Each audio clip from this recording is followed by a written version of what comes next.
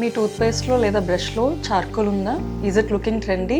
How far it is safe? Charcoal infuse చేసిన toothbrush కానీ toothpaste కానీ use చేయడం వలన surface stains on the tooth పోతాయి, నిజమే. కానీ ఇది డైలీ యూజ్ చేయడం లేదా లాంగ్ టర్మ్లో ఎలాంటి ఇంపాక్ట్ ఉంటుంది అనేది క్లినికల్ ఎవిడెన్స్ అంత ప్రాపర్గా లేదు. చార్కోల్ అనేది ఒక అబ్రెసివ్ మెటీరియల్. ఇది డైలీ యూజ్ చేయడం వలన టూత్ పైన ఉండే ఎనామిల్ అనే లేయర్ని వేర్ ఆఫ్ చేస్తుంది.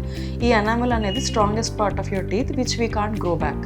వన్స్ ఎనామిల్ డ్యామేజ్ అయితే టూత్ సెన్సిటివిటీ అనేది ఇంక్రీజ్ అవుతుంది, క్యావిటీస్ అనేవి పెరుగుతాయి అండ్ టూత్ షైన్ కూడా పోతుంది. అండ్ రీసెంట్గా సోషల్ మీడియాలో చూసి చార్కోల్ పౌడర్ డైరెక్ట్గా యూజ్ చేయడం చేస్తున్నారు, which is not at all advised. ఇది చేయడం వలన టూత్ మీద చార్కోల్ పౌడర్ ప్రాపర్గా క్లీన్ అవ్వదు, ఇన్ టర్న్ గమ్ హెల్త్ పాడవుతుంది.